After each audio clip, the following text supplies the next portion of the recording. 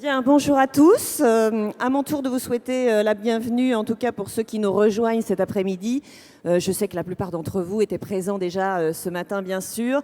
Nous allons poursuivre cette journée. Je suis Valérie Durier, journaliste sur France 5.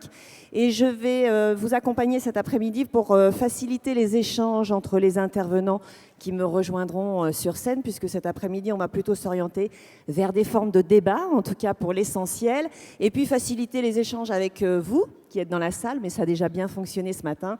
Donc vous aurez plusieurs fois l'occasion d'intervenir, réagir, poser des questions au cours des débats de l'après-midi. Alors, bien évidemment, ce sont les deux maîtres mots de la journée et de la médecine de demain, je pense. On va rester sur les thèmes de la qualité et de l'efficience, en tout cas pour la première partie de l'après-midi, qualité et efficience. Dans la seconde partie, dans un second temps, nous nous orienterons, nous verrons ensemble les orientations pour la HAS pour demain. Alors, on regardera un petit peu ce qui s'est passé sur les 10 dernières années, pas trop, parce qu'on va surtout parler d'avenir, évidemment, et ouvrir la voie aux orientations de la Haute Autorité de Santé. Alors, je vous propose, parce que l'après-midi est quand même assez chargé, il y a beaucoup d'intervenants qui vont monter sur scène, d'entrer dans le vif du sujet avec la première partie de l'après-midi sur la qualité et l'efficience. Et d'abord, plus particulièrement sur la qualité, d'accueillir Catherine Grenier, adjointe au directeur de l'amélioration de la qualité et de la sécurité des soins HAS, René Amalberti, conseiller sécurité du patient, direction de l'amélioration de la qualité et de la sécurité des soins, HAS également, et Christian Saou, secrétaire général délégué,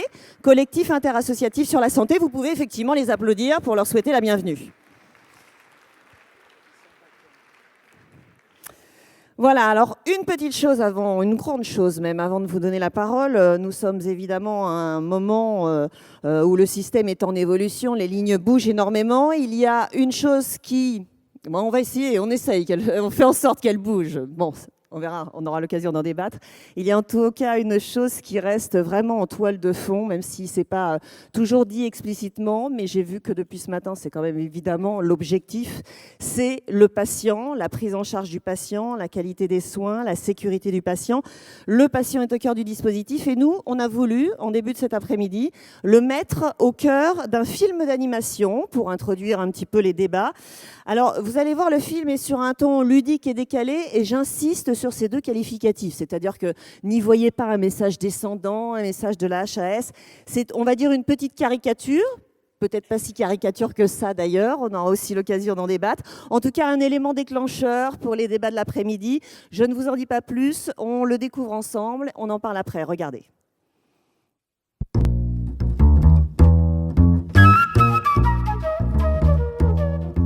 Un patient n'est ni un numéro à plusieurs chiffres, ni seulement un corps fait de chair et d'os. Et encore moins un empêcheur de tourner en rond. Un patient est un être doué de raison avec un cerveau. Et bien qu'il soit aussi par définition patient, celui qui souffre et qui subit, il s'en sert de son cerveau et même très bien. Il alerte, donne son avis et se risque même à quelques souhaits. Bref, il s'exprime et la première chose qu'il espère est l'accès à un dispositif de soins de qualité. Depuis le temps qu'on en parle,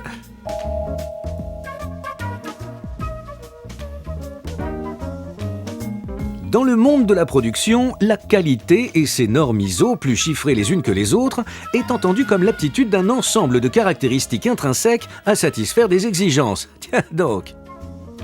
De façon académique, qualité vient du latin qualitas, qui signifie manière d'être. Ah! Un seul et même mot pour lequel le monde de la santé innove, bataille et s'organise aujourd'hui. C'est donc bien de production de qualité dont nous parlons, mais de qualité des soins. Et de soins dispensés aux patients dans toute sa diversité, toute sa complexité et à tout âge.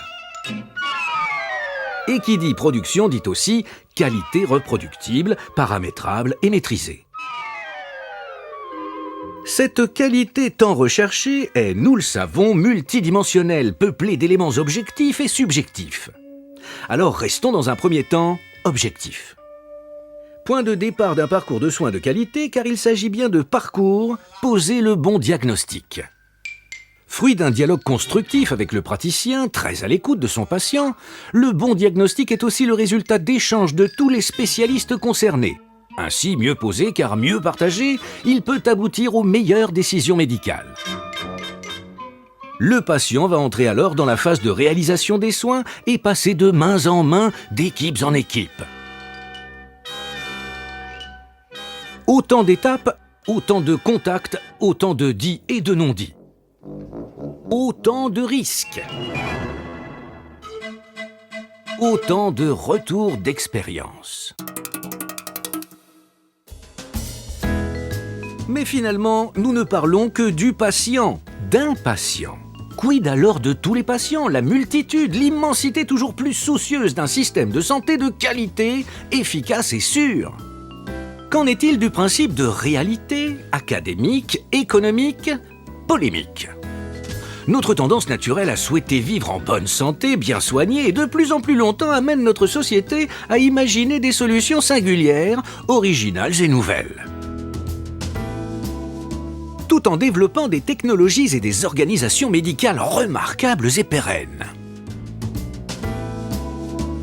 Et si finalement cette prise de conscience collective d'une qualité des soins vouée à l'efficience profitait à chacun?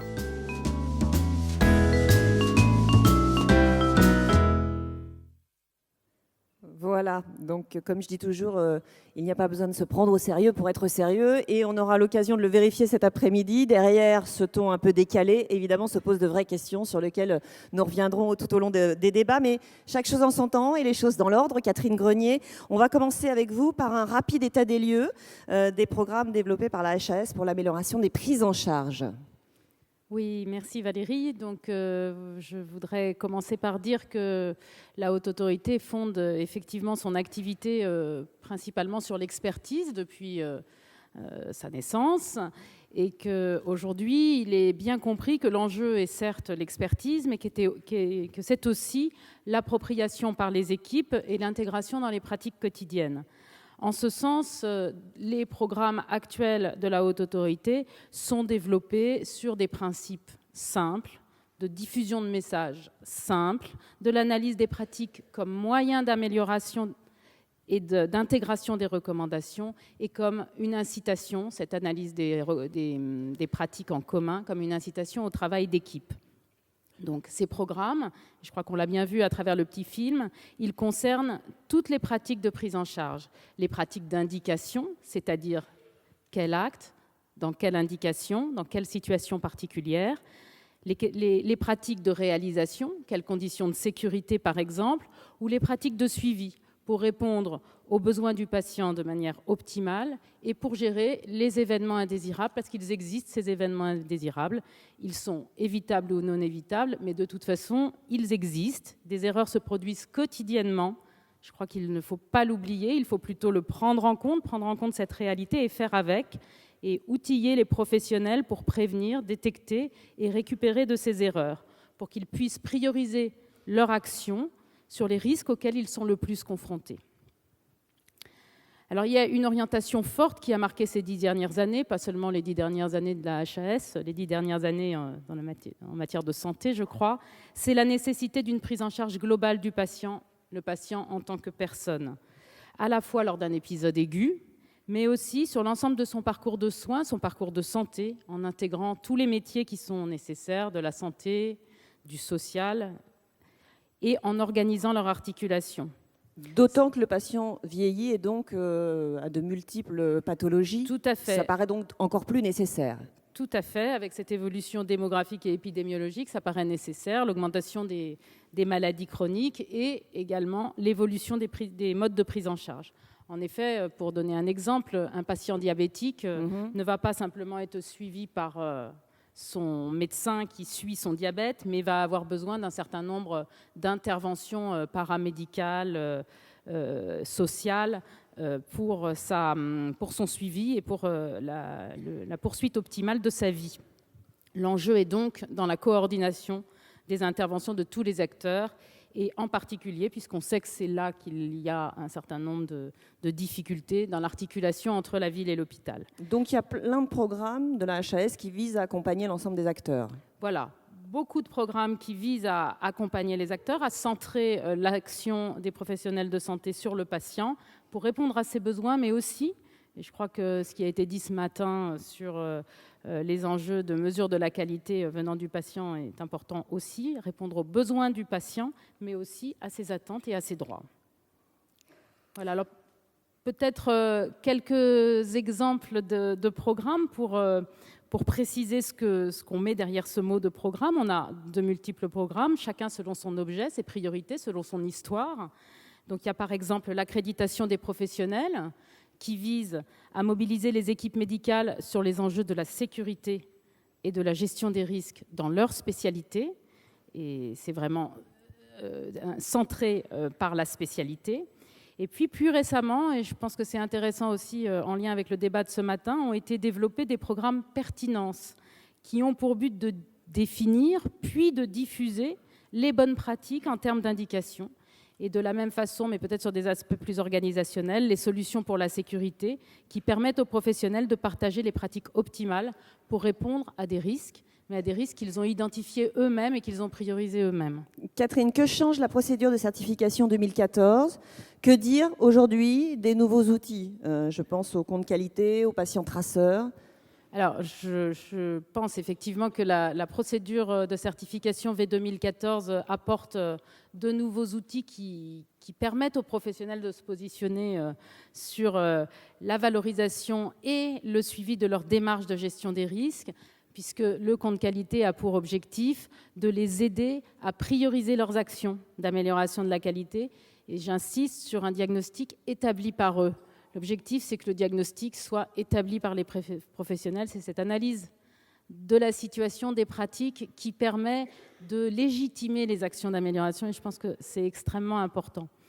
La certification V2014, elle nous apporte aussi de nouvelles méthodes de visite, et notamment le patient traceur, qui permet de regarder justement ce bilan de l'existant, de l'état de la situation, en faisant un point sur les pratiques réelles et en prenant en compte le point de vue de l'ensemble des acteurs de la démarche de prise en charge, y compris le point de vue du patient. Je crois que c'est un élément important.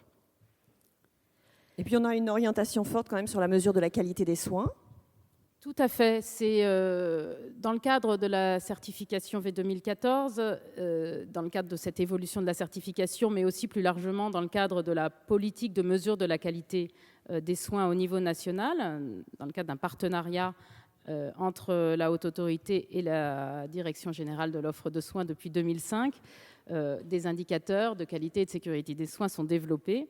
Et on peut voir des évolutions majeures dans ces indicateurs qui, au début, étaient des indicateurs de structure et de suivi des démarches qualité et se sont progressivement précisés, construits autour des pratiques cliniques, des pratiques organisationnelles et qui aujourd'hui touchent le résultat, comme l'a dit le président Arrousseau tout à l'heure, l'importance du résultat pour les usagers. Donc on verra que c'est un sujet qui pose question sur le plan scientifique, la mesure du résultat, mais je crois qu'on a une avancée forte sur le premier résultat, c'est la mesure du point de vue du patient avec ISATIS. Alors peut-être je vais juste rappeler les 3 objectifs de ces indicateurs parce qu'ils ne sont pas là que en lien avec la certification. Ils ont bien sûr un objectif d'aide à la démarche qualité pour les professionnels, mais ils sont aussi un moyen de répondre à la demande de transparence des usagers. Et nous l'avons vu ce matin aussi avec le site Scope Santé qui permet de mettre une information en matière de qualité des prises en charge en établissement de santé à disposition des usagers. Et puis, dernier élément, celui sur lequel la présentation a été centrée ce matin, l'intégration dans les dispositifs d'incitation financière à la qualité. Je pense que c'était important de rappeler. Voilà, après, il faut mettre tout ce que vous venez de décrire en cohérence. Ça paraît parfois un petit peu complexe. Donc, il y a peut-être une nécessité de simplifier. Oui, c'est bien la difficulté à laquelle on est confronté. Il faut réduire la complexité. On a un système complexe. Du point de vue des professionnels de terrain, je crois qu'il est encore plus complexe et on peut tout à fait le comprendre. Il y a beaucoup d'injonctions qui pèsent sur les équipes et c'est notre responsabilité, la responsabilité de l'ensemble de toutes les parties prenantes, de simplifier. Je pense que l'objectif de la Haute Autorité, ça doit être de permettre aux professionnels de construire leur programme d'amélioration de la qualité sur quelques priorités bien identifiées. Vraiment faire simple, avoir l'objectif de répondre aux points critiques essentiels des prises en charge à partir d'un diagnostic fait par eux et ne pas rechercher ni l'exhaustivité ni le zéro défaut qui, de toute façon, n'existe pas en matière de santé. Le deuxième élément de mise en cohérence, je pense que c'est de répondre aux attentes des usagers. Je crois qu'ils sont très présents dans la salle aujourd'hui. Le débat avec Christian Saout le marque aussi. Des attentes qui visent l'information, l'implication dans les décisions qui les concernent, leur sécurité en tant que patients. Les usagers s'impliquent également dans la gouvernance du système de soins et leur intégration au sein des instances de gouvernance, comme ça a été dit tout à l'heure par les membres de la Haute Autorité de Santé, est un signe fort avec leur implication dans les groupes de travail de la HAS. Le principe n'est pas de poser chaque acteur l'un à côté de l'autre, mais plutôt de créer des relations constructives, des synergies de l'ensemble des acteurs, que ce soit la communauté médicale et soignante, l'administration et les usagers, pour que chacun puisse contribuer de sa place à l'amélioration globale et collective du système de soins. Nous savons à quel point les équipes doivent s'adapter dans un système qui est en constante mutation, car il poursuit sous contrainte une transformation pour répondre aux besoins de la population d'aujourd'hui et pour intégrer les innovations scientifiques et organisationnelles, comme l'a aussi évoqué le petit film. L'action de la HAS est aujourd'hui fortement orientée sur le développement des outils qui permettent de construire la culture d'équipe, la pluridisciplinarité, la pluriprofessionnalité, et la culture de sécurité. Alors on va revenir d'ailleurs sur le développement de ces outils, mais quand vous dites culture de sécurité, donc dans les équipes, René Amalberti, à l'heure où on cherche plutôt à faire des milliards d'euros d'économies. Oui, je pense que le lien est faible entre les milliards d'euros et ce qu'on doit mettre dans culture de sécurité, à condition de prendre culture de sécurité comme un objet qui n'est pas simplement un objet à la mode, mais d'y regarder ce qu'on veut y mettre réellement. Ce qu'on met dedans. Ce qu'on met dedans. C'est-à-dire ? Alors déjà, il n'y a pas d'établissement, il n'y a pas de système qui n'ait pas de culture. Donc il y a toujours une culture au départ, et donc il faut en faire le diagnostic. Et après, il faut en faire le diagnostic sur son versant sécurité, mais aussi sur d'autres dimensions qui sont très importantes. C'est la capacité à changement, la capacité à performance. Tout ça appartient à culture. Et le diagnostic, une fois qu'il est posé, il reste un énorme chantier qui est celui qui va avec culture de sécurité. C'est dans le fond ce que nous a appris les maîtres comme Edgar Schein. Il faut aligner par le management ce qui est dit comme la cible idéale de culture de sécurité et ce qui est la contrainte de terrain qui souvent nous éloigne de cette cible. Et là, il y a un énorme travail pour trouver des valeurs qui vont être vraiment partagées par tout le monde et qui sont réalistes. Pas forcément des choses idéales, comme souvent on veut positionner culture de sécurité, mais les choses qui vont faire bouger le terrain et qui vont le faire bouger sur du réel, qui peuvent être pratiquées. Ça, c'est pas facile.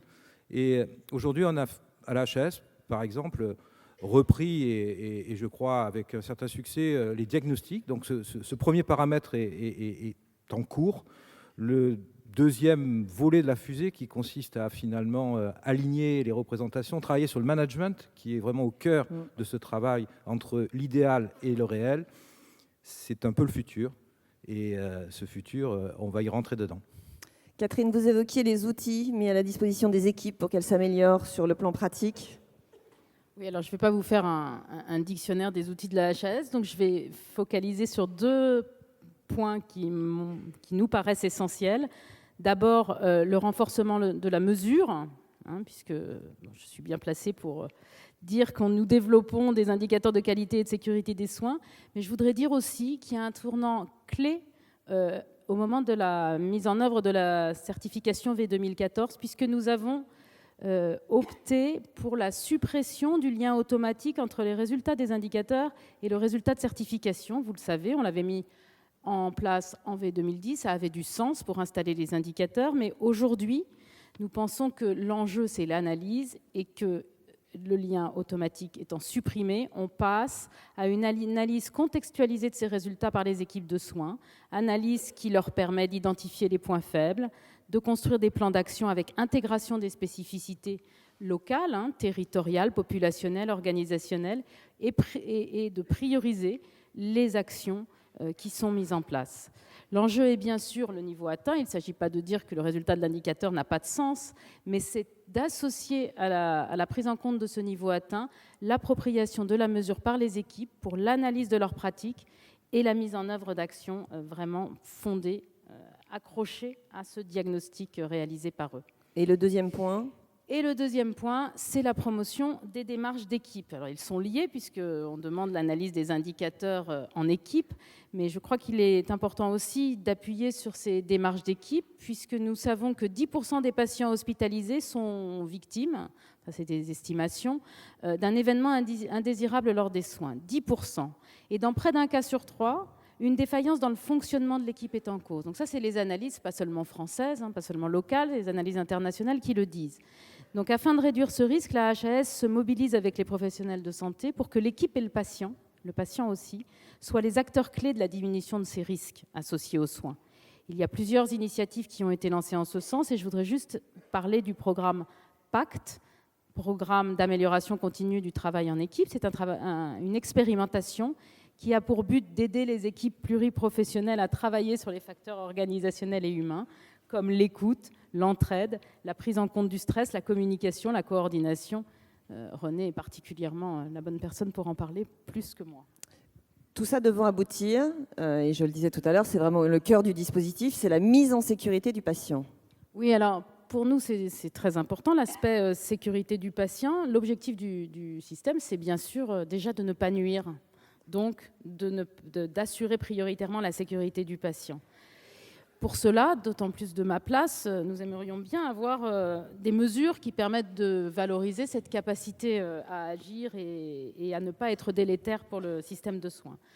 Cependant, je voudrais faire preuve de prudence sur les mesures très séduisantes qu'il existe au niveau international et sur lesquelles Étienne Maviel a présenté une diapo très intéressante ce matin, puisque ces mesures, on parle des PSI, des Patient Safety Indicators, indicateurs de sécurité qui sont mesurés à partir du PMSI. On fait beaucoup d'analyses aujourd'hui en France, et la HAS la première, peut-être pas la première, mais en tout cas un des acteurs importants. Et on observe que la fiabilité de ces indicateurs est extrêmement limitée. Pourquoi ? Parce qu'elle se fonde sur un système qui n'est pas fait pour ça. Et donc, l'utilisation des résultats de ces indicateurs est sujette à de nombreux risques, en particulier en termes de transparence vis-à-vis du grand public. Et c'est un débat que nous aurons sûrement. Et puis aussi dans le micro, en matière surtout. De régulation. Catherine, oui. Parlez dans le micro. Pardon, j'ai déplacé le micro, excusez-moi. Donc, la HAS a choisi de les développer, ces indicateurs, mais elle souhaite limiter leur utilisation uniquement en interne dans les établissements en soutien de la démarche de gestion des risques. Le principe est qu'à partir du repérage d'une atypie, l'établissement soit mis en alerte, regarde ses pratiques, explique ce résultat, que ce soit par des pratiques de codage ou des pratiques cliniques particulières, et que s'il y a eu accident, on cherche une explication, une analyse de cet accident. Je crois que les indicateurs, ils doivent avoir comme objectif d'éviter la routine, d'éviter ce risque, de s'habituer au risque. Et de garder une certaine vigilance. Et voilà, et d'assurer la vigilance des équipes. René Abalberti, est-ce qu'on prend assez en compte le regard du patient dans les modèles de qualité et de sécurité ? Est-ce que c'est un objectif assez clairement affiché, d'après vous ? En tout cas, ça l'est de plus en plus. Donc, oui. on est bien dans cette tendance. Mais peut-être on partait de loin. Et alors, oui, je dirais qu'on peut-être on partait de loin, mais en tout cas, on ne pourra pas l'éviter pour le futur, surtout. Et la raison fondamentale qui doit s'imposer à nous, c'est que finalement, notre excellence en médecine est en train de faire basculer complètement le système. Elle le fait basculer pour quelques chiffres qui sont assez simples à comprendre. Nous sommes aujourd'hui 20% de la population française de plus de 60 ans. Nous serons 27% en 2030, nous serons 33% en prévision relativement fiable, même 35% en 2050. Et nous serons avec des patients qui seraient évidemment dans les décennies précédentes morts des maladies aiguës qu'ils avaient et qui survivent et qui vieillissent. Ceci est une forme de profonde révolution en matière de système de santé et en matière de demande également en qualité et de résurgence pour les patients. Parce que si on raisonne bien, d'abord, on a évidemment une masse de patients en plus. Et même si les techniques hospitalières vont avoir tendance à être plus efficaces et à les hospitaliser moins longtemps, il est clair que le volume de patients va augmenter puisque nous faisons survivre des gens qui seraient décédés précédemment dans des âges beaucoup plus jeunes. Ces patients qui vont survivre, et survivre très longtemps, et j'espère en faire partie, comme tous les gens dans la salle, vont avoir une connaissance du système inégalée. Nous avions jusqu'à présent des patients qui, dans leur cours de pathologie, pendant des millénaires, finalement, vivaient dans un système qu'ils commençaient à connaître dans le détail, sur une période très courte, et dans la plus grande douleur, parce qu'ils ne récupéraient vraiment jamais un bon état. Ce n'est pas du tout le cas de ce vieillissement massif de patients qui, finalement, vont être des patients qui ressemblent à nos patients ALD par ailleurs. Et alors, on a une France ALD, 50% entre ceux qui sont effectivement à plus de 60 ans avec des pathologies qui ont déjà été prises en charge, plus ceux qui sont des chroniques qui existaient avant. Peut-être qu'il nous faudra revoir sur le fond la question de la ALD, parce que, évidemment, avec ces nombres, on ne sera plus du tout dans la logique de ce qu'on est aujourd'hui. On est en train de reconsidérer aussi ce que va être une médecine de patients extraordinairement comorbides, parce que l'âge faisant, les techniques faisant, tout le monde aura finalement eu un certain nombre de pathologies sur lesquelles il y aura des traitements. Et donc, ces patients vont devenir experts, ils vont devenir partenaires, ils vont devenir exigeants, ils vous connaîtront par le prénom, et ils sauront le jour où il faut venir à l'hôpital et le jour où il vaut mieux éviter. Et c'est parti aujourd'hui, mais c'est demain encore plus. Ils auront un outil d'évaluation qui va se perfectionner. Aujourd'hui, on le lit avec beaucoup de crainte, parfois dans le système de santé, mais il ne fera que naturellement devenir un système finalement assez fin, parce que l'expertise des patients va croître considérablement sur le vécu de 20 ans, 30 ans, 40 ans de fréquentation du système. Donc oui, on est sur une bascule très très profonde, à la fois sur ce que ça va exiger en matière de qualité et de sécurité. Ne croyons pas 2 secondes qu'on aura moins d'événements indésirables. Espérons qu'avec l'intelligence des solutions qu'on adoptera, dans un monde où on a des patients plus complexes et qui vivent plus longtemps, on n'en aura pas plus. Ce qui est déjà un formidable résultat, pas garanti aujourd'hui. Donc on est dans une logique qui est de vivre avec des gens qu'on fait survivre. Et je termine juste sur le fait que c'est, pour moi, la raison pour laquelle j'ai fait médecine. On fait médecine pour rentrer des gens qui n'étaient pas rentrés jusqu'à présent dans le système médical, à qui on offre une perspective qu'ils n'ont jamais eue de survivre et de survivre bien. Et on rentrera des centenaires, on rentrera des patients extrêmement encore plus graves qu'on ne rentre aujourd'hui, parce qu'on sera capable de faire demain encore plus qu'aujourd'hui. Donc c'est sans limite. On va se recentrer, enfin on ne s'était pas tellement éloigné, mais sur la sécurité du patient. Christian Sautz, sécurité, c'est une priorité absolue ou une priorité parmi d'autres ? C'est une priorité absolue en soi, mais si on la regarde à l'aune de la qualité, c'est un des éléments de la qualité. Alors on a eu raison de faire tout ce qu'on a fait sur ce sujet-là. On a eu suffisamment de crise sanitaire autour des questions de sécurité pour avoir enfourché ce cheval de bataille et avoir essayé de... Pour être alerté sur la question. Oui, voilà, et puis de tenir le défi que vient de dessiner René. Donc c'était important de le faire. Mais en revanche, il y a d'autres éléments de la qualité qu'on a moins travaillé, pour lesquels les patients et les associations qui le représentent ont une appétence quand même extrêmement forte. C'est aussi la question de l'efficacité, dont on parle bien sûr, mais sans doute en faisant moins un objet central qu'on l'a fait avec la sécurité. Mais il y a des taux de survie dans certaines pathologies qui sont quand même très supérieurs à d'autres. Ça peut paraître normal, mais quand on compare avec d'autres pays, on voit qu'on a quand même des marges de manœuvre extrêmement importantes. Donc la question de l'efficacité de nos thérapeutiques est aussi un défi de la qualité. Le deuxième aspect, c'est l'accès. Oui.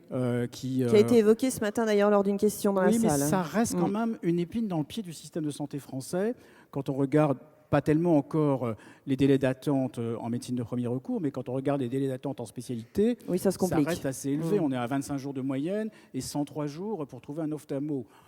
Dans un pays qui se targue de ne plus être la 5e puissance mondiale, mais la 6e, c'est quand même un peu dommage, quoi. Et puis, il y a encore un 4e point qui est rarement soulevé, c'est le point de la réactivité du système, sa capacité de s'adapter aux attentes des patients.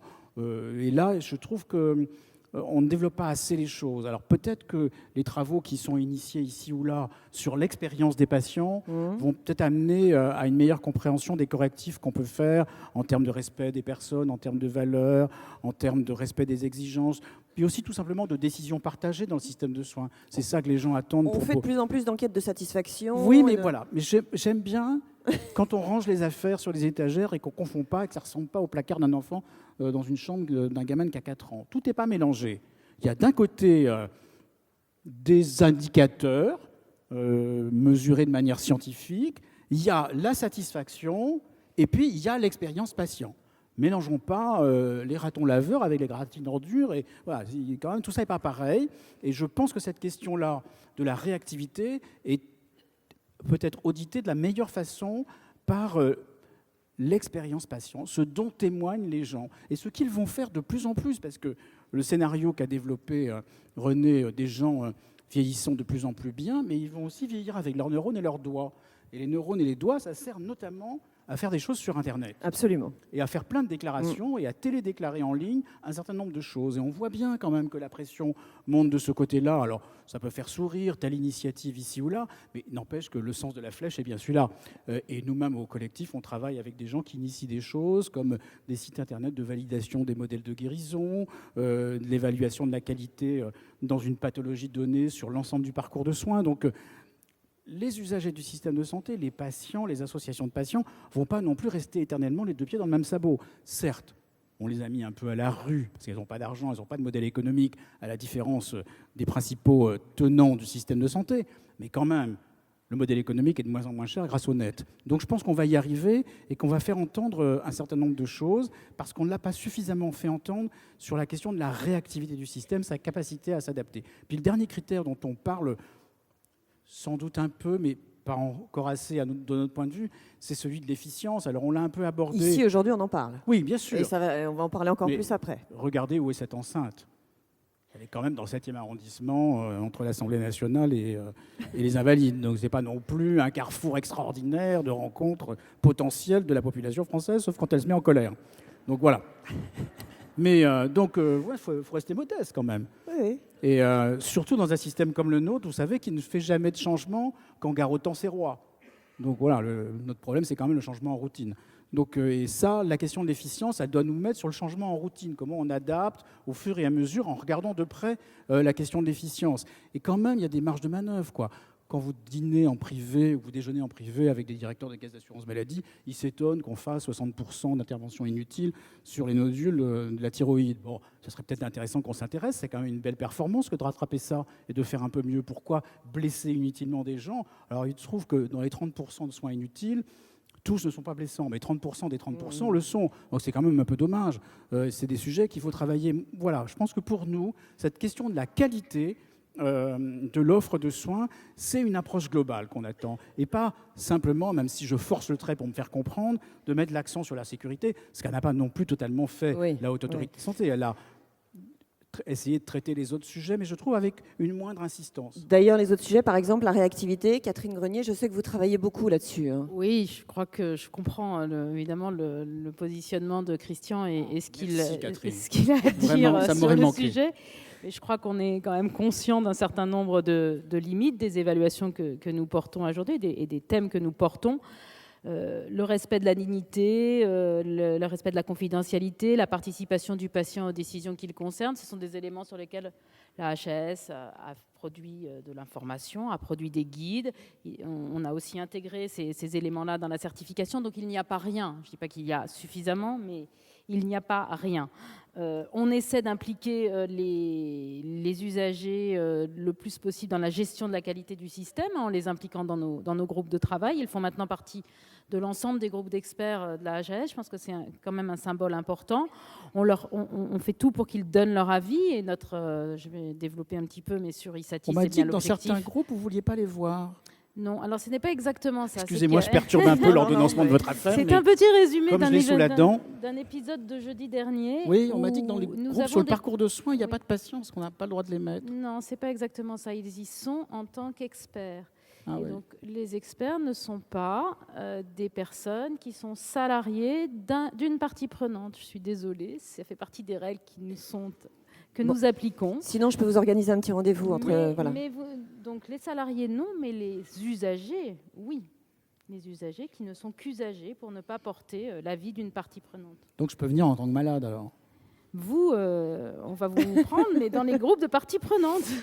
Allez, un mot, Catherine, sur le site internet Scope Santé aussi, peut-être? Oui, alors peut-être, oui, un mot sur le site Scope Santé, donc, qui vise à faciliter l'information des patients, à transformer cette information qui est techniquement complexe en une information digérable par les usagers. Nous travaillons beaucoup avec Sabine Cohen sur la simplification du message pour novembre prochain. Donc, il y aura des éléments intéressants qui pourront être présentés en novembre. Et puis aussi, avec les évolutions 2016, puisque en 2016, nous devrions pouvoir mettre sur ce site un indicateur de résultat sur la satisfaction du patient. Et donc, nous mesurons la satisfaction du patient depuis le 7 septembre dans l'ensemble des établissements français. Cette année, nous n'allons pas être en mesure de produire une mesure de satisfaction totalement finalisée, mais nous allons présenter dès cette année une mesure d'engagement. Donc, ce qui pour nous est important, c'est que cette mesure de la satisfaction des patients, et j'entends bien qu'un indicateur en tant que tel, c'est une vision limitée du point de vue des usagers par rapport à l'expérience, mais nous allons aussi leur permettre d'avoir des verbatims, de s'exprimer. Donc ce sera complémentaire des autres initiatives qui existent pour que les patients s'expriment. Et notre objectif, c'est bien sûr de pouvoir décliner ça de manière très large, puisqu'une fois qu'on a un système d'écoute des usagers avec un système Internet, nous sommes en mesure de les interroger, d'interroger plein de patients différents sur plein de questions différentes. Donc je crois que c'est vraiment un changement important d'avoir opté pour ce recueil Internet, qui a bien sûr ses limites qu'on a évoquées ce matin d'accessibilité, mais je crois qu'aujourd'hui, l'accessibilité sur Internet est plus discutée, puisque j'ai entendu la semaine dernière qu'on allait tous payer nos impôts sur Internet, ça allait devenir obligatoire. Donc la satisfaction aussi sur Internet. Voilà. Allez, encore 2 ou 3 petites choses à vous demander. Je voudrais qu'on garde évidemment du temps pour donner la parole à la salle. René Malberti, 2 choses. D'abord, adopter une vision qualité-sécurité sur l'ensemble du parcours et non plus sur chaque acte successivement. Oui, alors ça c'est comme culture de sécurité, on est tous d'accord, mais il faut mettre des contenus. Parce que l'idée générale qu'on fait un parcours, maintenant, elle fait sens pour tout le monde chaque fois qu'on vient se faire soigner. Ce qui est peut-être très très important à retenir, c'est cette énorme bascule. Encore une fois, c'est une révolution et qui est bien étayée par la science. On est aujourd'hui à peu près certain que ce qui va faire un système sûr, c'est pas tant d'éviter tous les problèmes, c'est de les voir vite et c'est de les récupérer vite. Et alors là, on incarne le parcours. Parce que ça veut dire que dans le parcours, on va avoir des acteurs différents qui ont tous la charge de récupérer ce qui n'a pas été bien fait avant et de poursuivre de sorte à sortir avec le meilleur résultat global. Et évidemment, c'est un énorme défi et si on se projette 10 ans devant, mais peut-être que c'est la table ronde suivante qui doit parler, on imagine assez bien que ça changera très profondément, y compris les modes de rémunération. Et on doit sortir d'une logique de l'acte pour aller ailleurs. Et la solution de qualité de sécurité est-elle unique, la même pour tous et dans tous les contextes, ou est-elle personnalisable? Alors là, ça serait encore moins évident que de dire qu'elle est unique, parce que la France n'est pas unique, les territoires ne sont pas uniques, et encore une fois, les manières dont on a considéré la sécurité jusqu'à présent, avec très peu de solutions qu'on applique jusqu'à la corde d'une certaine façon, dont une qui est vraiment la sur-solution, c'est on va vous faire des normes et vous allez les respecter, et on va regarder la distance que vous avez au respect de cette norme. Eh bien ça, c'est une façon de faire de la sécurité dans l'industrie sur 65 qui sont listés et pratiqués par l'industrie de façon générale. Donc peut-être qu'on fait un peu plus que cette seule solution, on en fait peut-être 3 ou 4, mais si on en faisait juste la moitié de ce que fait l'industrie, on aurait un paysage qui aurait tout à fait une autre vision et on adapterait ces solutions pour faire vivre dans des territoires des gens qui n'ont pas les mêmes conditions, qui n'ont pas les mêmes équipements, mais qui deviendraient à la fin aussi sûrs que les autres territoires, simplement parce qu'ils ne peuvent pas appliquer la solution idéale qui est vendue dans le territoire idéal, mais ils peuvent appliquer une très bonne solution qui est très bonne pour leur territoire. Et donc, oui, ça ne sera pas les mêmes solutions. La question était dans le film, hein, d'ailleurs. Je sais qu'elle vous tient à cœur, Christian Saou. Il n'y a pas un, mais des patients. Oui, il y a des patients, d'autant plus que c'est plus les États et la morale qui nous tiennent les uns et les autres, c'est ce que nous pensons chacun pour nous-mêmes, et ça a aussi des effets vertueux, ça a peut-être d'autres effets délétères, mais ça a des effets vertueux, c'est que les solutions qu'on peut élaborer pour un patient peuvent aussi servir à d'autres patients, et je pense qu'il faut essayer de regarder ces enjeux-là. Moi, j'en vois 3 principalement dans l'agenda des patients, tels que je les connais, je les rencontre dans les associations. C'est d'abord l'information. Évidemment, l'information dans le cadre de la relation médicale, mais aussi l'information en dehors. Et quand même, ce sujet qui est très très important, qui est un sujet profondément démocratique, qui est l'asymétrie d'information entre les producteurs de soins et ceux à qui ils sont destinés, c'est quelque chose qu'on n'a pas bien résolu dans ce pays. Ce n'est pas qu'une question de niveau de langue, c'est aussi une question de compréhension de qu'est-ce qu'on veut mettre en circulation dans l'information des uns et des autres. Et ça peut aller jusqu'à des révolutions dans le système d'éducation nationale, par exemple. Le deuxième point, c'est celui de la décision partagée. J'entends beaucoup en ce moment qu'on critique l'incapacité des patients à être observants. Mais bon sang de bonsoir, si on avait pris une décision partagée sur un traitement ou une option thérapeutique, ça serait peut-être plus facile de la comprendre. Ah oui, on suit mieux les choses quand on en est convaincu et qu'on est à l'origine. Et le troisième point qui est important sur tout ce qu'on veut faire là, c'est aussi le renforcement de capacité des patients et des usagers du système de santé. René vient de plaider beaucoup pour que le système de soins se saisisse lui-même et s'autosaisisse de ces efforts-là, mais on doit aussi faire en sorte et permettre que les usagers et les patients se saisissent aussi du défi de la qualité des soins, qui est un défi global, collectif. Il y a bien sûr que le système de santé a une dette contractuelle de progresser là-dedans, mais nous-mêmes, on a aussi collectivement dans la nation une dette qui est d'intéresser les uns et les autres à ce défi-là. Bien, on va ouvrir les questions à la salle. Si vous avez des questions, alors je vais proposer aux hôtesses de s'avancer pour que vous puissiez les voir, qui vont circuler. Il y a plein de questions là au milieu, devant, sur le devant, mademoiselle. Si vous pouvez passer un micro ici. Voilà.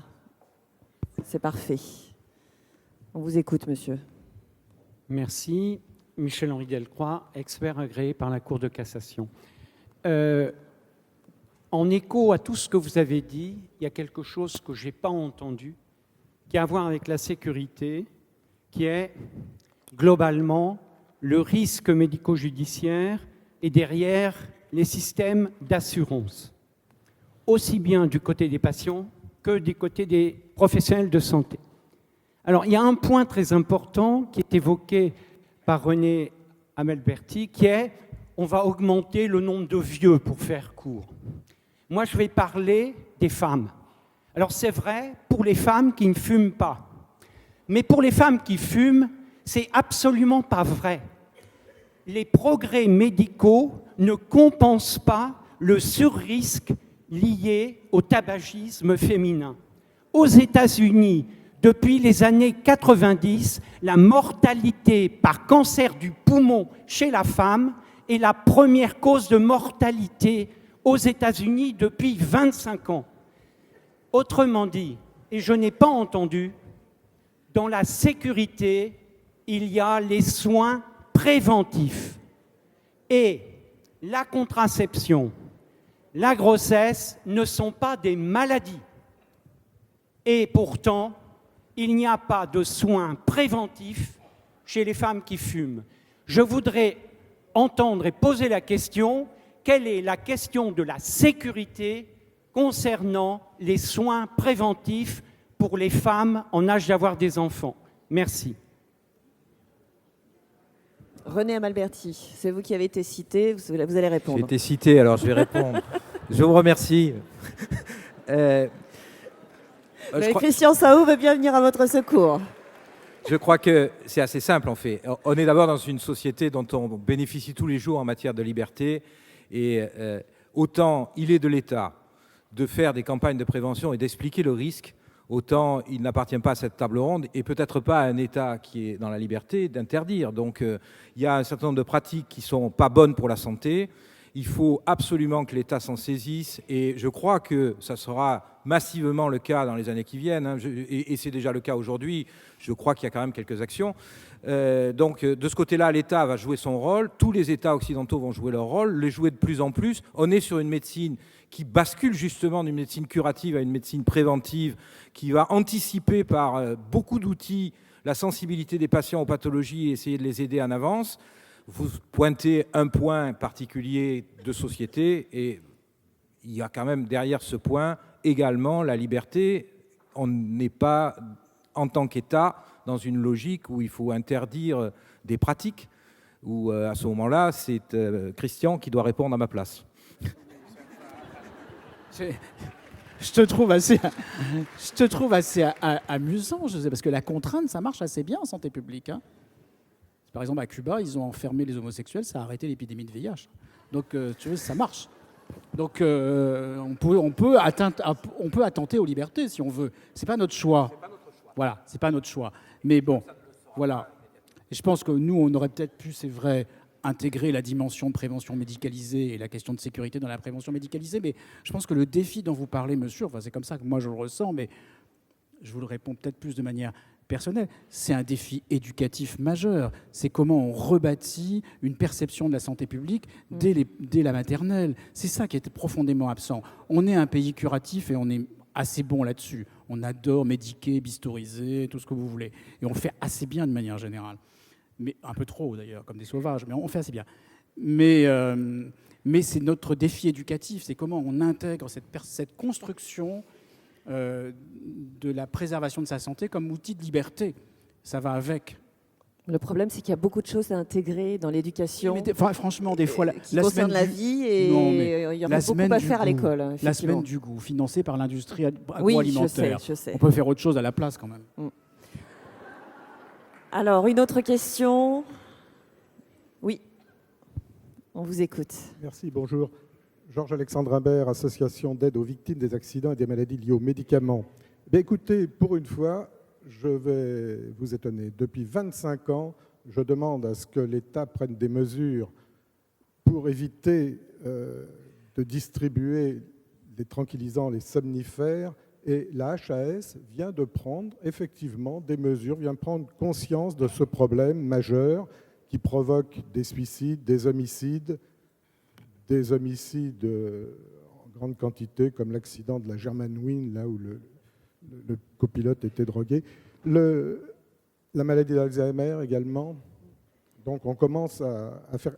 Alors, ce que je demande encore, et je le demande depuis 25 ans, c'est que la sécurité sociale, il y aura tout à l'heure une autre table ronde, je crois, avec la sécurité sociale, cesse de rembourser en dehors des autorisations de mise sur le marché ce type de produit. Voilà, donc là, à ce moment-là, ça sera déjà un début. Une autre question, une question au niveau de la qualité des soins. Alors déjà ce matin, je voulais la poser, et c'est très bien de demander à un patient ce qu'il pense de la qualité des soins. De toute façon, il ne pourra pas en dire du mal, puisqu'on n'a jamais vu un patient se plaindre du médecin qui l'a tué. Selon l'expression consacrée, mais... Selon l'expression consacrée.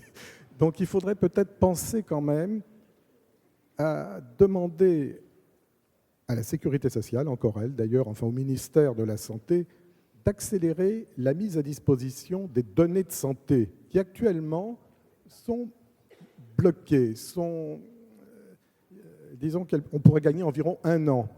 Alors, je pense que pour l'affaire du sang contaminé, en 6 mois, il y a eu énormément de décès, on aurait pu les éviter. On pourrait peut-être faire la même chose et accélérer un petit peu la mise à disposition des données de santé par la sécurité sociale. C'est un sujet assez complexe. On peut gagner environ 1 an, une année et éviter beaucoup de décès. Donc ça, c'est absolument indispensable. On anticipe un peu, effectivement, sur les débats d'après. Voilà. Bon. Est-ce que quelqu'un veut répondre? Non, voilà. Je voulais aussi, alors, continuer à passer le micro en salle. Il nous reste quand même quelques minutes. Vous demandez un petit point, Catherine Grenier, sur l'informatisation du système d'information, parce que on veut des défauts contrôlés. Pour analyser tout ça, il y a quand même un enjeu qui est celui-ci. En fait, c'est l'enjeu des professionnels, et notamment des professionnels de santé des établissements aujourd'hui, parce que quand nous cherchons à mesurer des indicateurs, nous voudrions les mesurer bien. Donc nous ne voudrions pas les mesurer à partir des systèmes médico-administratifs qui remontent de tous les établissements de santé. Nous préférerions pouvoir aller chercher des données cliniques, des données qui ont du sens à l'intérieur des établissements de santé. Simplement, ces données cliniques sont aujourd'hui encore très faiblement informatisées. Et je voudrais dire que l'expérience que Madame Sorrentino a montrée ce matin montre bien que l'enjeu de l'incitation à la qualité, l'enjeu de la mesure pour l'incitation, c'est la capacité à avoir pour les équipes un retour le plus direct possible, le plus précis possible sur leur pratique à eux. Parce que quand on vous parle de la qualité de la tenue du dossier anesthésique pour l'établissement, si vous êtes un gros établissement et un chirurgien dans un des services de cet établissement, vous vous sentez très peu concerné par l'indicateur. Donc notre sujet, c'est d'inciter l'informatisation, parce que cette informatisation, ce sera une amélioration du processus de prise en charge par l'assurance de la continuité des soins et de faciliter les interfaces. On sait que c'est très souvent par défaut d'information. On a parlé de la culture d'équipe tout à l'heure, c'est un de ces sujets-là. C'est la discontinuité qu'il peut y avoir dans la prise en charge parce que les transmissions ne se sont pas faites correctement entre les différents acteurs d'une prise en charge. Donc à partir de cela, nous savons que c'est un enjeu pour la qualité des soins que d'avoir un système informatisé. Nous savons aussi que c'est un enjeu pour l'évaluation. Je crois que c'est un élément important à prendre en compte pour le futur. On informatise aussi pour cela. Allez, il nous reste le temps de prendre, je pense, 2 questions. Voilà, on vous écoute. Oui, Serge Robert de Fibre Énergie France. 2 petites questions en forme de remarque ou l'inverse.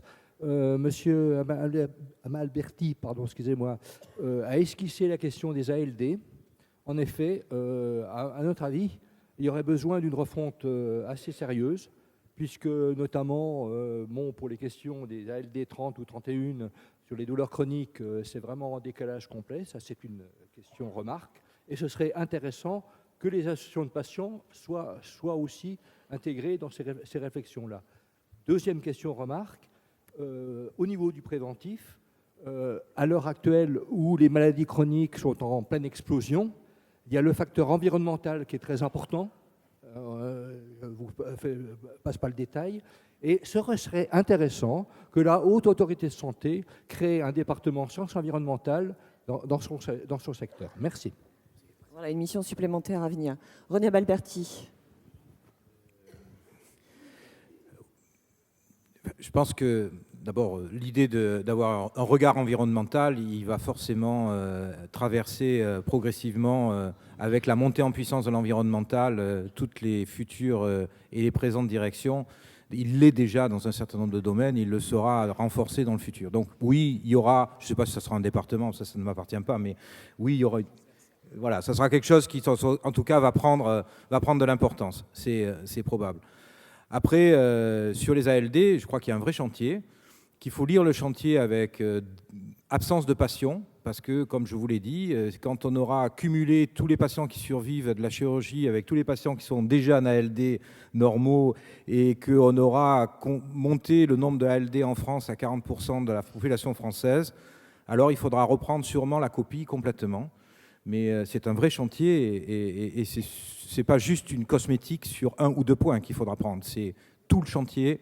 Et évidemment, j'espère que tous les acteurs s'attacheront au chantier. Et la HAS sera dans ce chantier, c'est sûr. Un petit mot, Christian Sao?